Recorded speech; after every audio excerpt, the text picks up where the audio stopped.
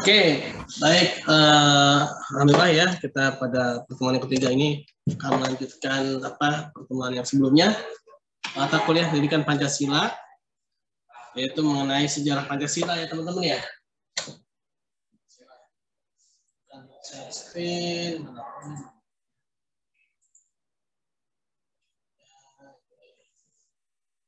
Oke. Mengenai sejarah Pancasila ini yaitu, ada yang mau gabung ya teman-teman. Nggak hang ya. Yaitu mengetahui sejarah hayatnya Pancasila, menjelaskan pengertian Pancasila sebagai ideologi bangsa, menguraikan implementasi Pancasila dalam kehidupan masyarakat. Ya. Nah, di sini Pancasila enak ini aja ya, full.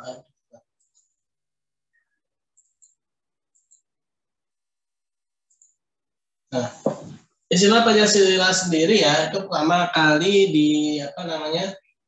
ditemukan dalam buku Sutoma karya Empu Tantular yang itu pada zaman Majapahit abad ke-14 yang dijadikan sebagai perintah kesusilaan yang jumlahnya ada 5 yang berisi 5 larangan itu ya. Ada semacam peraturan ya pada masa zaman Majapahit ya. Itu ada 5 larangan yaitu dilarang melakukan kekerasan ya, yang dikatakan sebagai kesusilaan ya. Dilarang mencuri, tidak boleh berjiwa dengki, tidak boleh berbohong, tidak boleh mabuk akibat minuman keras ya. Lagi mau gabung ya, masih banyak yang mau gabung. Nah, ini adalah Pancasila yang ketika di zaman Majapahit ya. Artinya pada saat itu juga sudah ada semacam larangan-larangan dasar gitu ya teman-teman ya. Larangan-larangan dasar yang tidak boleh dilakukan oleh yang kita dahulu ya.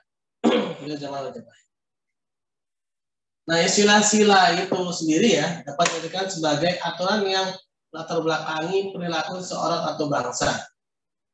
Melakukan atau perbuatan yang menurut adab, sopan santun, dasar adab, akhlak dan moral. Ya, sila ya, arti sila 5 sila yaitu 5 aturan dasar ya, 5 aturan adab ya, 5 aturan akhlak dan moral ya. Nah, ini menarik ya. Jadi kita dari dulu ya, dari dulu kala itu memang sudah menjadi bangsa yang memiliki adab, akhlak, moral ya.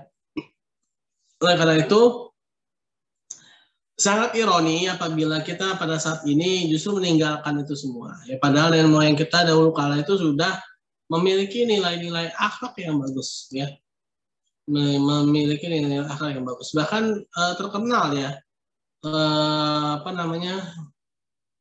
dulu itu saya pernah dengar ya dari salah seorang guru saya ya, saya ini beragama Islam ya, salah seorang ustadz saya ya, guru saya. Ternyata Pulau Jawa ya, Pulau Jawa itu terkenal ya akan kejujuran orang-orangnya, ya. Kejujuran orang-orangnya dipimpin oleh orang yang jujur. Terkenal itu sampai ke ini ya, sampai ke zaman Rasulullah kalau salah ya. Tapi malah sih juga agak lupa itu. Yang pasti terkenal lah. Yang terkenal ada kejujurannya itu ya. Artinya pada saat itu sudah ada nilai-nilai tadi itu ya, nilai-nilai dasar, nilai-nilai akhlak ya, nilai-nilai sopan santun yang mana sudah melekat pada diri bangsa Indonesia ini ya. Maka oleh karena itu amat sangat disayangkan, amat sangat prihatinkan ya apabila kita sebagai bangsa Indonesia sekarang ini ya meninggalkan nilai-nilai itu. Bahkan sudah ada ideologi dasarnya Pancasila ya, yang mana ideologinya itu lebih sempurna lagi ya dibandingkan dengan yang sudah ada ya. Nah mungkin kalau ini kan dia secara global sekali ini ya, dilarang melakukan kekerasan, dilarang mencuri ya, Ada lagi yang bergabung ini, ya, mohon maaf, putus-putus. Ya. Ya, dilarang mencuri, dilarang melakukan kekerasan, dilarang berjiwa dengki, ya, dilarang berbohong, tidak boleh mabuk, minuman keras, ya. Nah, ini sesuatu yang sangat universal, ya. Dan bahkan Pancasila kita ini sudah lebih mendetail, ya. Bahkan sudah lebih mendetail, bahkan ada unsur-unsur ketuhanan, ya, ada unsur-unsur kemanusiaan, ada unsur-unsur persatuan, ada unsur-unsur kepemimpinan dan keadilan, ya. Nah, itu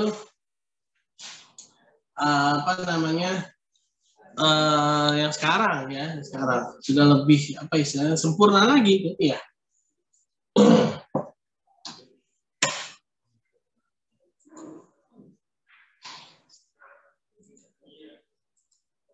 Oh, ada lagi yang bergabungnya, ya. Pancasila sebagai dasar negara pertama kali diusulkan oleh Insinyur Soekarno pada tanggal 1 Juni tahun 1945 di hadapan sidang Badan Penyelidik Usaha-usaha Persiapan Kemerdekaan Indonesia atau BPUPKI. Rumusan Pancasila yang dikemukakan yaitu pertama, kebangsaan Indonesia, internasional atau kemanusiaan, mufakat atau demokrasi, lalu kesejahteraan sosial, dan ketuhanan yang berkemanusiaan, ya. Nah, ini usulan yang dilakukan oleh Insinyur Soekarno mengenai Pancasila, ya. Lalu pada tanggal 22 Juni 1945 tokoh-tokoh BPUPKI yang diberi nama Panitia 9 yang mengadakan pertemuan untuk membahas pidato serta usul-usul mengenai dasar-dasar negara yang telah dikemukakan dalam sidang-sidang BPUPKI, ya. Nah, sebenarnya ada beberapa, ya.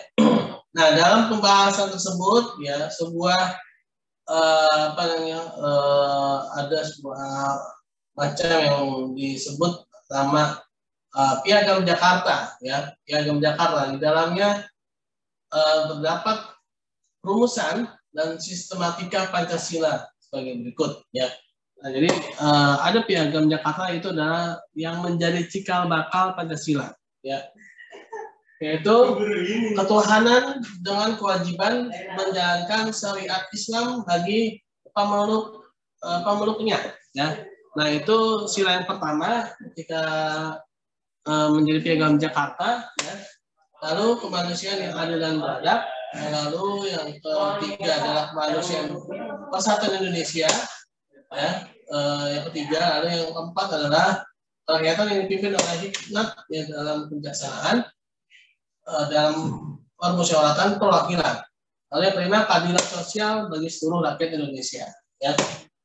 Nah, panitia itu sendiri adalah Insinyur Soekarno, Dr. Muhammad Hatta, M.R.A. Marangis, ya, Abikusno Cokro Suyoso, Abdul Al-Muzakkar, Haji Agus Salim, ya, Mr. Ahmad Subarjo, ya, Haji Walid Hasim, dan Mr. Muhammad Yamin, ya. Ini adalah panitia 9 yang mana merumuskan Pancasila, ya, Badan BPUPKI, ya.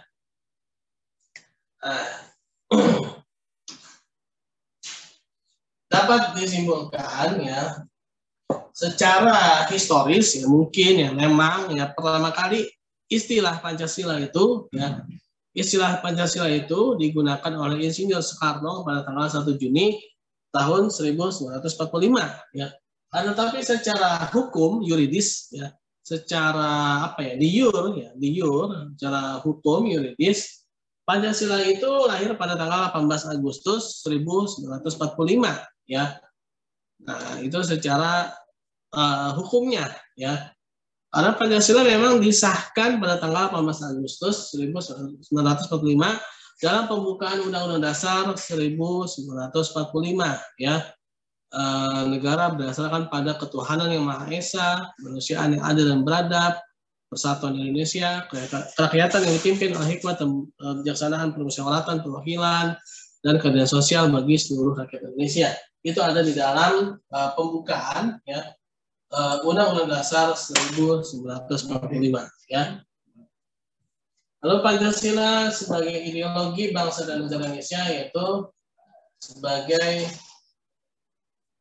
ideologi ya. Ideologi berasal dari bahasa Yunani yaitu eidos dan logos.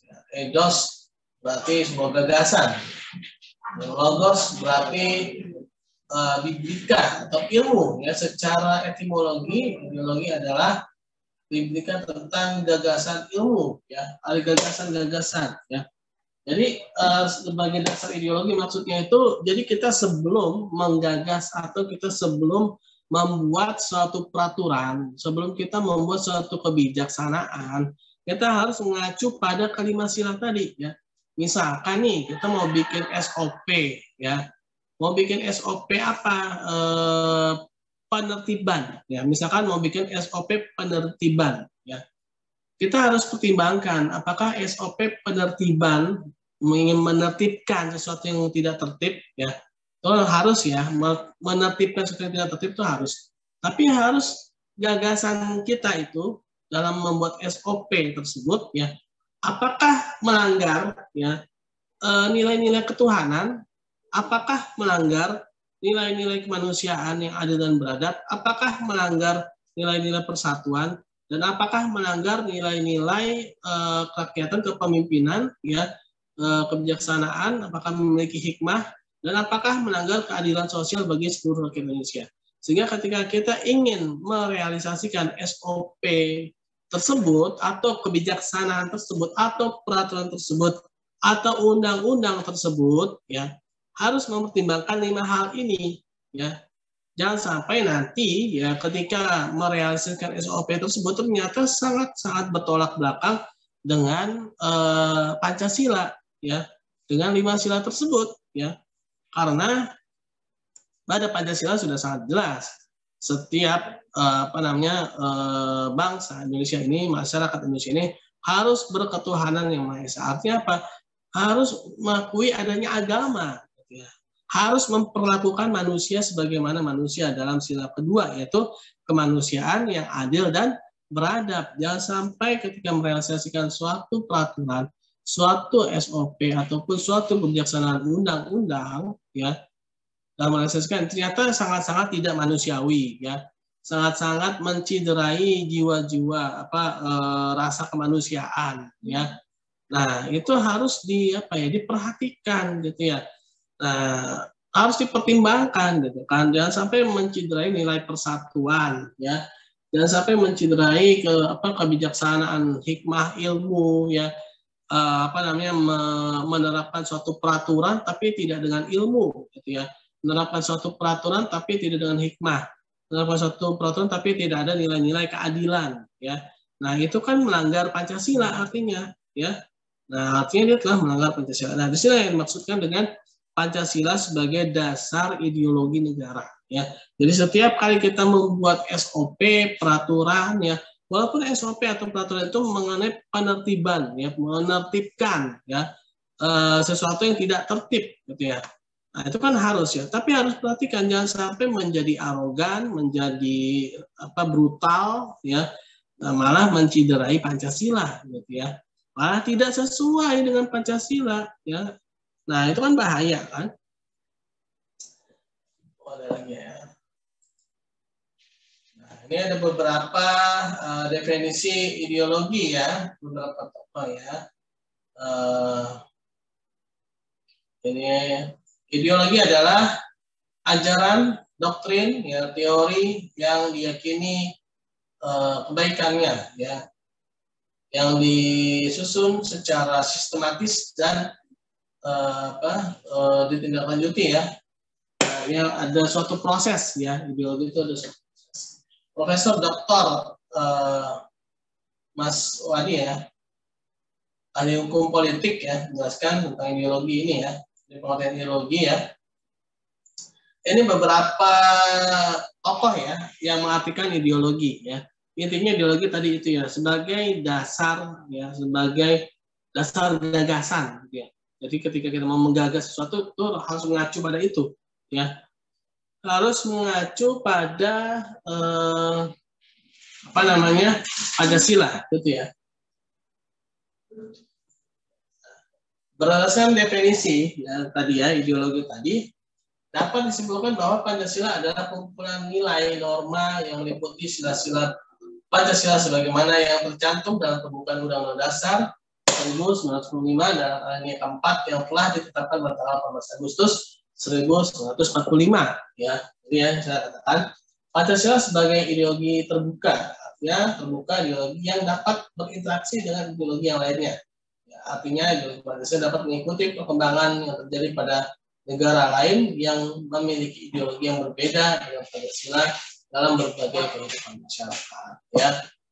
Nah, artinya kita sebagai bangsa Indonesia, kita tidak menutup diri, gitu ya. Kita tidak menutup diri terhadap bangsa lain. Gitu. Kita berinteraksi, kita bermasyarakat ya, bersama-sama ya, dengan ideologi Pancasila ini, ya. Tapi tidak juga ideologi lain mempengaruhi kita, bukan seperti itu maksudnya, ya. Kita itu terbuka, maksudnya kita ikut berinteraksi, ya, bersosialisasi dengan masyarakat dunia, ya. Tapi sebagai bangsa Indonesia yang memiliki ideologi dasar yaitu Pancasila, ya. Nah, ideologi Pancasila memiliki nilai-nilai yang meliputi nilai dasar, yaitu nilai yang ada dalam ideologi Pancasila yang merupakan representasi atau perwakilan dari nilai atau norma dalam masyarakat bangsa dan negara Indonesia. Nilai dasar merupakan nilai yang tidak bisa diubah-ubah, ya, sepanjang bangsa Indonesia, ya, berpedoman pada nilai tersebut. Contoh dari nilai dasar sila-sila yang ada dalam alinea keempat Undang-Undang Dasar 1945 yang ditetapkan pada tanggal 14 Agustus. Ya. Nah, jadi ada nilai dasar, ya, yaitu nilai yang tidak bisa diubah-ubah, ya, nilai-nilai dasar, ya. Nah, nilai jadi ada beberapa nilai, yaitu nilai dasar. Lalu yang selanjutnya adalah nilai instrumental, adalah nilai yang merupakan pendukung utama dari nilai dasar, ya. Nah, ini dapat mengikuti setiap perkembangan zaman baik di dalam negeri maupun luar negeri, ya. Nah, ini dapat berupa tap MPR, ya, undang-undang, peraturan pemerintah dan peraturan pemerintah. Ini ya, ini adalah pendukungnya, ini instrumental. Jadi kalau nilai dasarnya itu adalah yang dalam pembukaan Undang-Undang Dasar 1945 dalam alinea keempat, itu adalah nilai dasar yang tidak boleh diubah, ya, selama negara Indonesia ini ada, selama bangsa Indonesia ini ada, maka 5 sila itu, Pancasila itu tidak boleh diubah, tidak boleh ditambah, tidak boleh dikurangi, ya. Nah, dalam alinea keempat tersebut, ya, tidak boleh diotak-atik lah, ya. Nah, lalu ada nilai instrumental. Nah, dalam menjalankan 5 sila itu, maka dibutuhkan pendukung-pendukungnya, ya, peraturan-peraturan pendukungnya. Yang tadi saya bilang, ya, SOP, undang-undang, lalu apalagi tap MPR, ya. Nah, itu semua merupakan ini, ya, pendukung, ya, perangkat-perangkat pendukung Pancasila, ya. Oleh karena itulah jangan sampai, ya, undang-undang perangkat-perangkatnya ini bertolak belakang dengan Pancasila, ya. Jangan sampai, ya, ada peraturan ataukah ada undang-undang yang mana justru berlawanan atau bertolak belakang dengan nilai-nilai yang ada dalam Pancasila, ya. Jangan sampai ada suatu peraturan SOP yang mana menciderai Pancasila, ya. Apabila ada maka harus diganti, ya, SOP tersebut, undang-undang tersebut harus diganti, ya, harus diubah lah, ya, karena itu tidak sesuai, ya, tidak sesuai dengan Pancasila, ya.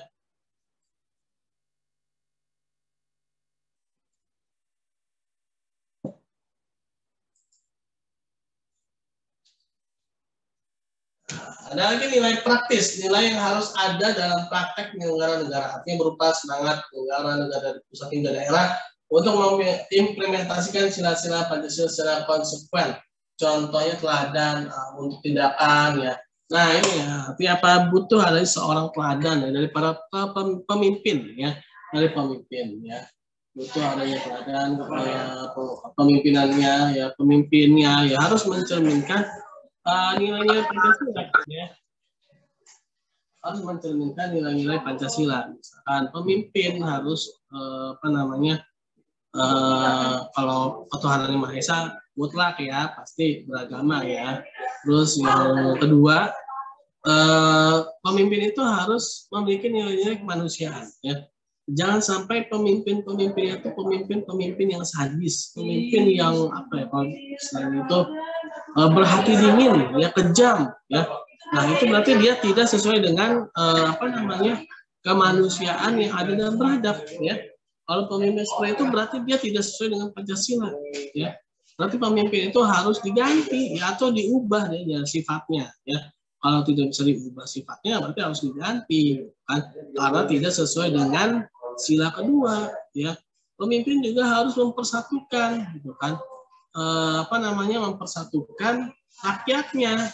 Jangan justru malah pemimpin memecah belah rakyat, ya. Karena itu ada dalam Pancasila yang ketiga. Sila ketiga itu persatuan Indonesia. Maka pemimpin ya, contoh-contoh suri tauladan ya, dia harus bisa memperlihatkan bahwa dia itu bisa menyatukan, dia itu memanusiakan manusia, ya, bukan malah berhati dingin dan kejam, munafik, ya. Nah itu sesuatu yang sangat bertentangan dengan Pancasila. Ya walaupun mungkin secara lisan dikatakan saya Pancasila, tapi ya kita lihat ya bagaimana tindak perbuatannya, ya. Lalu pemimpin juga harus memiliki jiwa kepemimpinan, ya, memiliki jiwa kepemimpinan sebagaimana dalam sila keempat, yaitu kerakyatan yang dipimpin oleh hikmat, kebijaksanaan, dan permusyawaratan perwakilan, ya. Dia harus bisa memimpin rakyatnya dengan hikmat, dengan ilmu. Hikmah itu ilmu, ya. Dengan hikmah, ya. Dia harus memiliki hikmah, dia harus memiliki ilmu kepemimpinan, ya. Dia harus memiliki ilmu kebijaksanaan, ya. Dia harus bisa secara bijaksana memimpin rakyatnya. Kenapa? Karena dia memiliki ilmu kepemimpinan, ya. Dalam sila keempat, ya. Jadi kepemimpinan ini sangat penting karena dia harus memiliki ilmu ya dalam kebijaksanaan dia, ya, dalam menetapkan kebijaksanaan, dalam menetapkan tadi ya nilai-nilai instrumentalnya, peraturan-peraturannya harus dengan ilmu, ya, ilmunya itu ya sesuai dengan Pancasila, ya. Balik lagi ke sila pertama, ya. Apakah melanggar agama, apakah melanggar nilai kemanusiaan, ya, apakah melanggar nilai persatuan, ya. Nah, itu ya bijaksanaannya. Sehingga hasilnya akan ada yang namanya sila kelima, yaitu keadilan sosial bagi seluruh rakyat Indonesia, ya. Nah, ini ya, jadi nilai praktis dan nilai prakteknya ya dalam kehidupan sehari-hari yang dicontohkan oleh para pemimpin negara, ya. Mulai dari presiden sampai dengan RT RW yang paling bawah, ya, harus bisa memberikan contoh seperti itu, ya. Lalu fungsi dan peranan Pancasila dalam kehidupan bermasyarakat, berbangsa, dan bernegara. Pancasila sebagai jiwa bangsa Indonesia, ya. Bangsa Indonesia memang dari dahulu kalanya sudah memiliki nilai-nilai moral, nilai-nilai akhlak, sopan santun. Ya, kita nih bangsa yang dulu tuh sangat terkenal akan sopan santunnya, ya.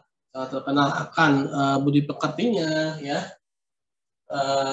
Pancasila sebagai kewajiban, ya, sebagai kepribadian bangsa Indonesia, ya, sebagai jiwa kepribadian dasar negara Republik Indonesia, ya, dasar negara tadi, ya. Jadi sebelum ada peraturan yang lain, maka peraturan itu harus mengacu pada Pancasila, ya. Nah, jadi setiap peraturan harus mengacu pada Pancasila, ya, mengacu pada apa? Kan dikatakan sebagai dasar negara, ya, sebagai dasar negara, maka semua peraturan harus mengacu pada Pancasila, ya. Apakah dia sesuai dengan ketuhanan, ya, nilai-nilai ketuhanan yang Maha Esa? Apakah dia sesuai dengan nilai-nilai kemanusiaan yang ada dalam beradab?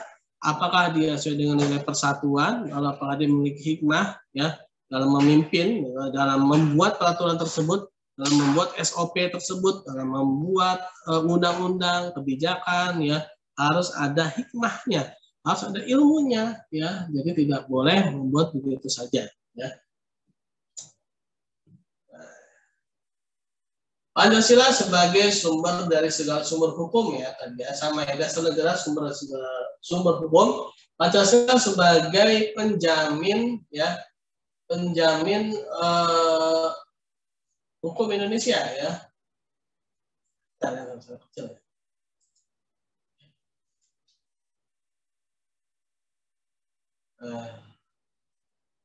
Lalu Pancasila sebagai pandangan hidup ya yang mempersatukan bangsa Indonesia ya sebagai pandangan hidup ya. Ya hampir sama semuanya ini dari segi bahasa ya. Intinya Pancasila itu adalah sebagai dasar ya, sebagai dasar. Nah, jadi kita ketika menjalani kehidupan kita ini dalam kehidupan sehari-hari ya, misalkan nih aktif di kegiatan apa, Karang Taruna, aktif misalkan di kegiatan apa, UKM ya di kampus ya. Nah itu harus mencerminkan itu semua ya, harus mencerminkan itu semua, harus kita sesuai dengan Pancasila ya. Ya kita ini memang bukan negara agama ya, tapi bukan berarti juga kita ini negara tanpa agama ya. Kita harus tetap misalkan ya ketika memulai mungkin ada istilahnya memulai rapat atau apa gitu ya, ada doanya ya, apa namanya, mungkin dengan dibuka dengan baca, kalau yang Islam mungkin baca Bismillah ya, kalau agama lain mungkin boleh dengan bacaan yang lain ya, sesuai dengan agama dan kepercayaan yang masing-masing ya. Nah itu artinya ada nilai ketuhanan di situ ya, ada nilai ketuhanan ya. Nah itu ya, itu dalam kehidupan sehari-hari aja tuh yang apa istilah itu yang mudah ya yang kita temukan ya ketika kegiatan bermasyarakat ya, baik itu di rumah maupun di kampus ya. Pancasila sebagai cita-cita dan tujuan bangsa Indonesia ya, cita-cita juga ya kita lakukan itu merupakan sebagai tujuan cita-cita kita. Kita memiliki tujuan sebagai bangsa yang berketuhanan ya. Kita memiliki tujuan sebagai bangsa yang berkemanusiaan. Kita memiliki tujuan bangsa yang bersatu ya. Kita memiliki tujuan bangsa yang dipimpin oleh hikmat kebijaksanaan ya, dan permusyawaratan perwakilan ya. Kita memiliki cita-cita memiliki keadilan sosial bagi seluruh rakyat Indonesia ya. Pancasila sebagai modal ya, modal pembangunan ya. Artinya dengan ada ideologi ini maka kita bisa menjadikan terutama sila ketiga ya, bersatu ya, kita bisa bersatu membangun Indonesia ya. Kita bersatu membangun Indonesia ya. Lalu sebagai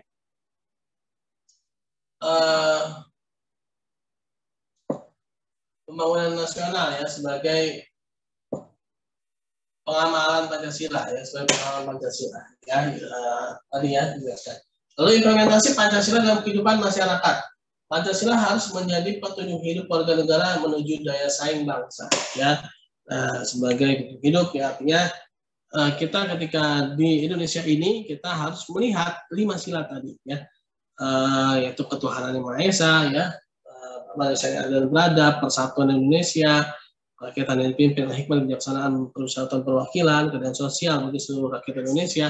Nah itu berulang-ulang terus ya, apa namanya, kita ulang-ulang terus, kita resapi ya, jangan sampai kita melakukan suatu perbuatan yang melanggar ya, melanggar Pancasila ya. Ini mungkin apa ya, kalau kita ucapan mungkin enteng ya, tapi bagaimana dalam kehidupan sehari-hari ya, bagaimana dalam mengimplementasikan, terutama mungkin bagi yang sudah menjadi ini ya, pejabat ya, menjadi seorang pemimpin ya.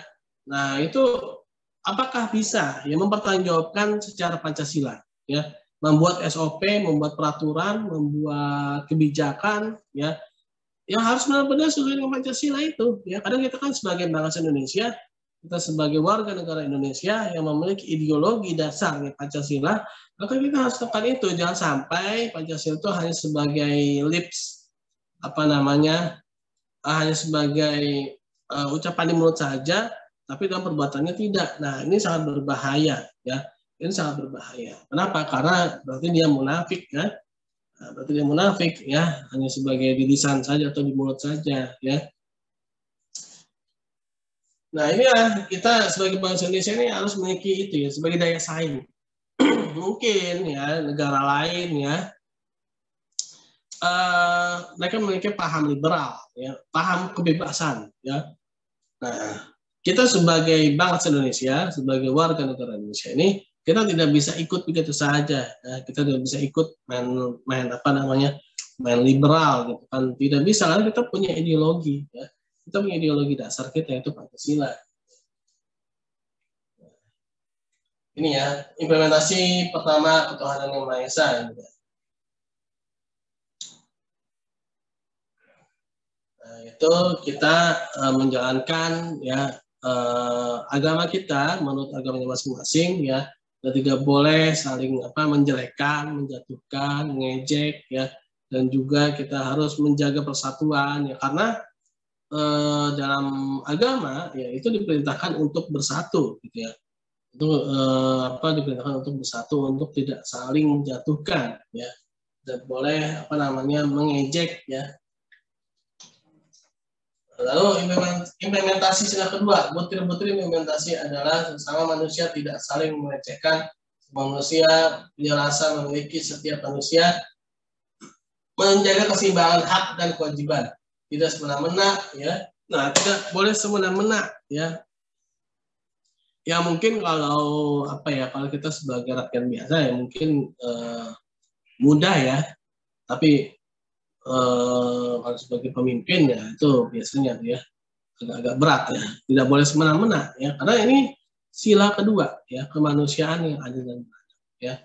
Tidak boleh membuat seseorang ya diperlakukan tidak sesuai dengan kemanusiaan ya. Nah, tidak boleh diperlakukan melanggar. Oke, baik, bismillahirrahmanirrahim, kita lanjutin lagi ya. Tadi itu pental ya kita ya, sembari menunggu yang lain lagi bergabung lagi ya. Oke, tadi kita sampai ke ini ya, Pancasila sebagai implementasi ya.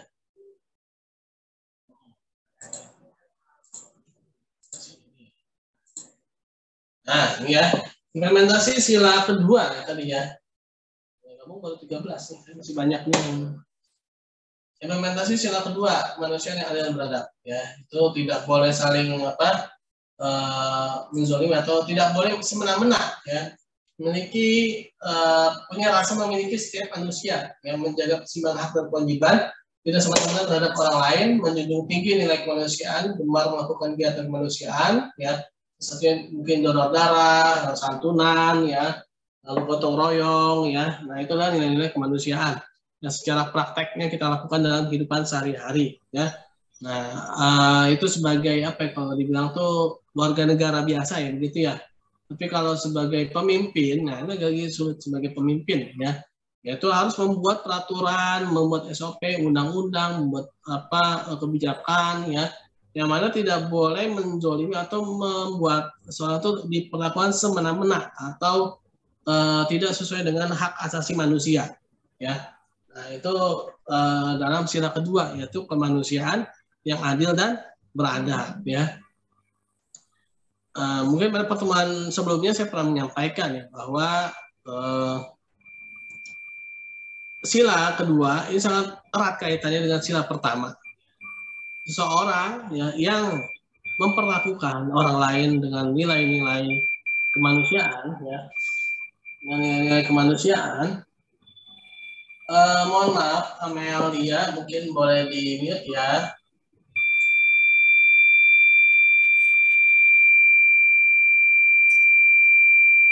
Mel, di mute Mel. Amelia Patricia boleh di mute ya.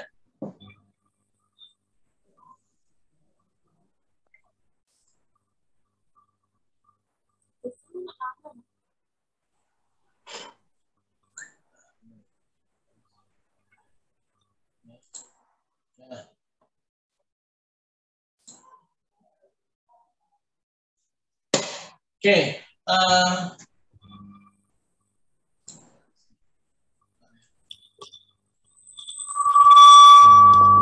boleh dibuka lagi Mel. Boleh mute Mel. Oke ya. Ini ternyata teman-teman kita masih banyak yang mau gabung ya.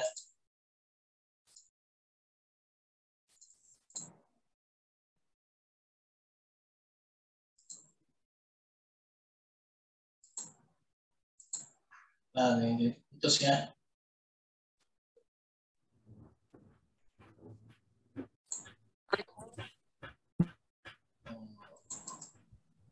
Oke, ya. Tadi ya, sila kedua sangat erat kaitannya dengan sila pertama ya. Seorang tidak akan bisa ya menjalankan sila kedua tanpa sila pertama. Karena sila kedua itu adalah perintah dari agama, perintah dari Tuhan. Ya. Memanusiakan manusia itu adalah perintah dari Tuhan. Ya. Tidak boleh berlaku semena-mena, tidak boleh berlaku sewenang-wenang, itu adalah perintah Tuhan. Itu adalah perintah agama. Ya. Saya yakin semua agama pasti memerintahkan hal seperti itu. Ya. Semuanya pasti akan memerintahkan untuk memperlakukan manusia secara baik. Ya. Nah, oleh karena itulah dalam menjalankan sila kedua ini dia harus dibekali dengan sila pertama, yaitu ketuhanan yang Maha Esa. Ya. Kalau misalnya dia tidak bisa menjalankan sila kedua, berarti sila pertama dia dipertanyakan. Ya. Sila pertama dia dipertanyakan. Apakah benar dia memiliki agama? Gitu. Apakah benar itu sebagai seorang hamba Tuhan? Gitu kan? Kalau dia berlaku sewenang-wenang, ya. Kalau dia berlaku seenaknya saja, gitu kan? Kalau dia berlaku semena-mena terhadap orang lain, ya, dia membuat undang-undang, dia membuat peraturan, ya, yang mana tidak memiliki nilai-nilai kemanusiaan, ya.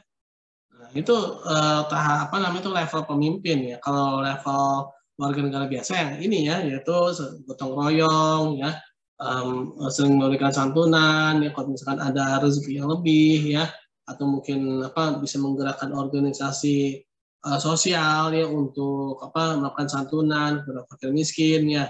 Nah, itu warga negara biasa ya.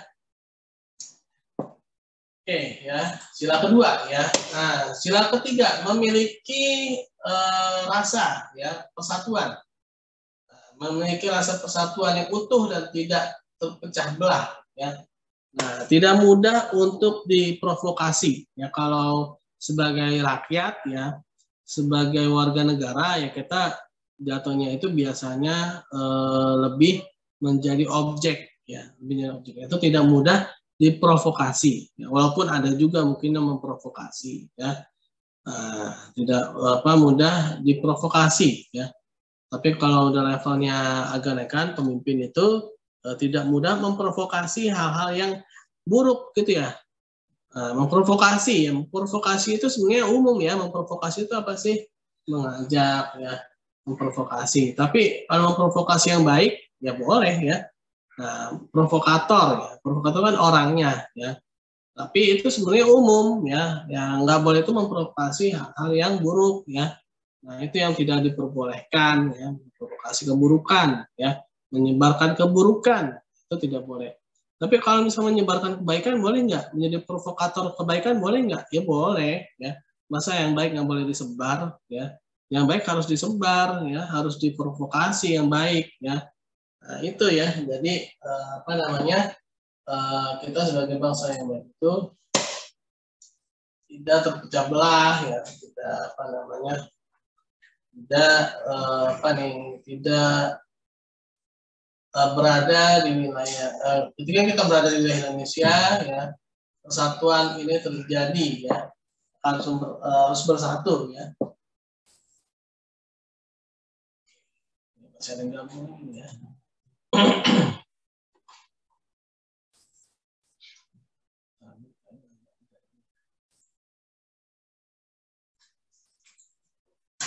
Bentar ya. Oh, ada 3 menit.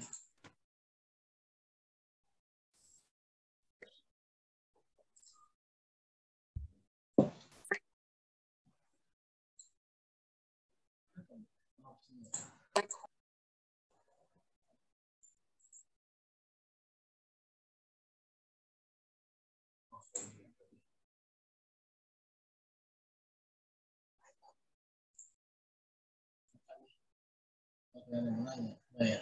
Ada yang mau nanya nggak? Kalau ada yang mau tanyakan?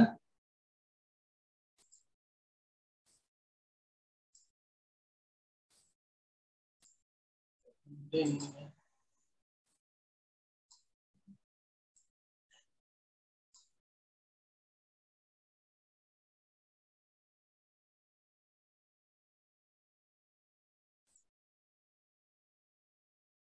Ya. Implementasi sila keempat ya, mempunyai apa nih? Mempunyai rasa tanggung jawab ya, tanggung jawab pada sila keempat ini. Jadi kita sebagai rakyat warga negara Indonesia ya, kita harus selalu membantu semua kebijakan-kebijakan, mensupport semua peraturan-peraturan ya, yang mana peraturan tersebut memiliki kemanfaatan ya, memiliki kemaslahatan ya untuk kita ya, untuk bangsa Indonesia ini, untuk warga Indonesia ini ya.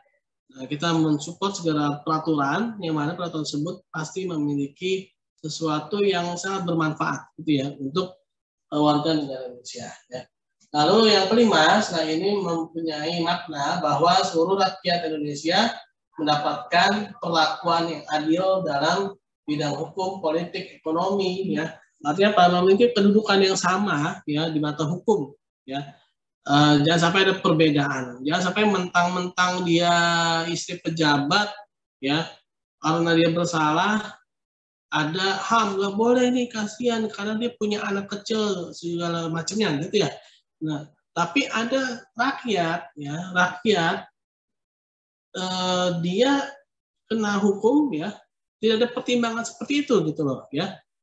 Mentang-mentang rakyat jelata gitu ya, mentang-mentang rakyat jelata dengan istri pejabat ya, itu beda perlakuannya. Nah, ini berbahaya ya. Ini berbahaya. Ya. Di sini kita perlu yang namanya kejujuran tadi ya. Perlu yang namanya kejujuran tadi ya. Nah, kenapa sih 5 ini bisa terwujud ya, keadilan sosial ini bisa terwujud ya, karena ada sila 4. Balik lagi nantinya ke sila pertama ya. Nah, ini adalah implementasi ya. Implementasi Pancasila ya dalam kehidupan sehari-hari kita ya, sebagai warga negara Indonesia, sebagai rakyat, ya, sebagai masyarakat ya, kita harus menjalankan ini ya. Terutama ya ketika kita sebagai rakyat, mungkin kita tidak bisa membuat peraturan ya, kita tidak bisa membuat kebijakan, tidak bisa membuat SOP ya, karena itu adalah wewenangnya para pimpinan ya. Tapi kalau sebagai pimpinan, nah ini harus mutlak memikirkan ya, mempertimbangkan ya, apakah SOP, peraturan, kebijakan tersebut sesuai dengan Pancasila. Ya. Oke ya, harus seperti itu ya, karena kita negara berdasarkan pada Pancasila. Implementasi Pancasila dalam kehidupan sebagaimana diuraikan di atas adalah merupakan penjabaran dari Pancasila sebagai pandangan dan ideologi bangsa Indonesia, menjadi kewajiban bangsa Indonesia untuk menerapkan dengan baik dan benar sehingga kehidupan adil dan makmur dapat dicapai. Ya. Sehingga apa yang kita cita-citakan, itu adil dan makmur, dapat tercapai ya, dengan adanya Pancasila tersebut ya. Ya, oke. Setelah pertemuan kita yang ketiga ya.